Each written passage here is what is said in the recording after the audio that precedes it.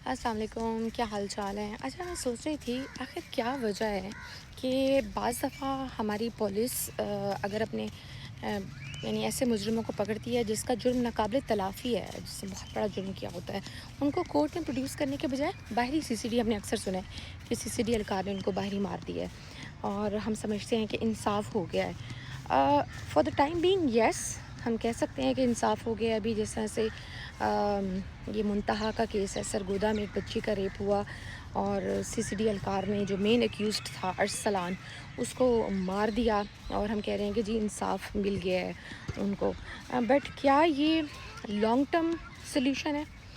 کیا اس سے واقعی آپ کے جرم کم ہو جائیں گے؟ کیونکہ ہم نے دیکھا وہ ارسلان جو ایکیوز تھا، اس کو کوئی اس کی باڈی کلیم کرنے کوئی نہیں آیا، رشتہ داروں میں سے کوئی اس کا جنازہ پڑھنے کو تیار نہیں تھا۔ 3 قبرستانوں میں لے کر گئے، اس کو جگہ نہیں ملی۔ چوتھے قبرستان میں پولیس اور سی سی ڈی کے اہلکاروں کی موجودگی میں اس کو دفنایا گیا۔ خیر، اس نے جو اپنے لیے ضلالت اس دنیا اور آخرت میں کمائی، that is another thing. But my point is کہ کیا دیٹس اے لانگ ٹرم، یہ لانگ ٹرم سلیوشن ہے؟ اس سے کیا لوگ باز آ جائیں گے؟ کیا آپ ان کو باہری مار دو، ان کو سسٹم میں کیوں نہ لائیں؟ تو اس کا یہ مطلب ہے کہ پھر ہمارا جو کرمنل جسٹس سسٹم ہے نا، وہ ویک ہے، وہ ٹھیک نہیں ہے۔ اور اس میں ایسے کیسز میں کیا مسائل آتے ہیں، اس کی کیا ریزنز ہو سکتی ہیں؟ دس کوڈ بی دا ویک، آپ کہہ لیں کہ ویک فورینسک ایویڈنس۔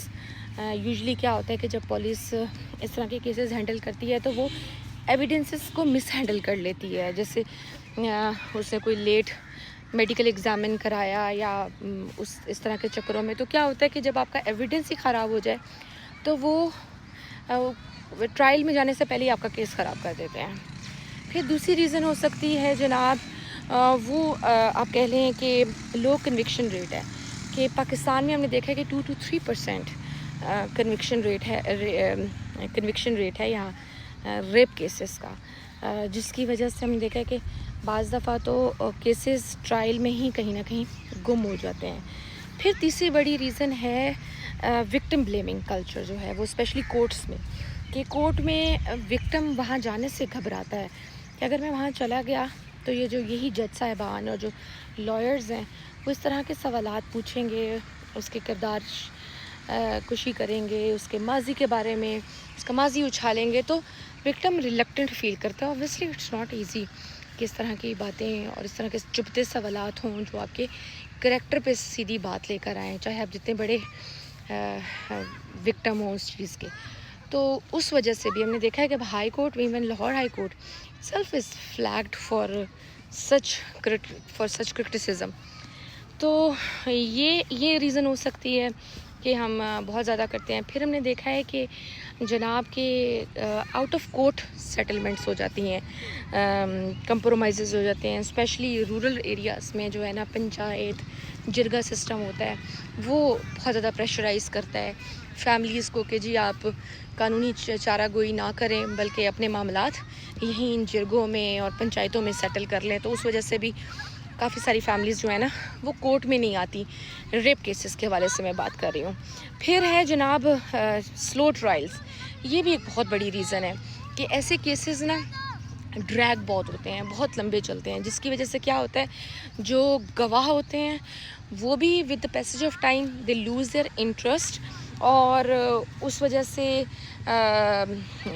جو وکٹم ہوتا ہے اس پہ پریشر بھی بہت پڑتا ہے سوسائٹی میں، اس کی فیملی میں، جس کی وجہ سے نا جو وکٹم ہوتا ہے وہ کہتا ہے بہتر ہے کہ نہ ہی جایا جائے تو زیادہ بہتر ہے، کہ اتنا لمبا ٹائم لگے گا۔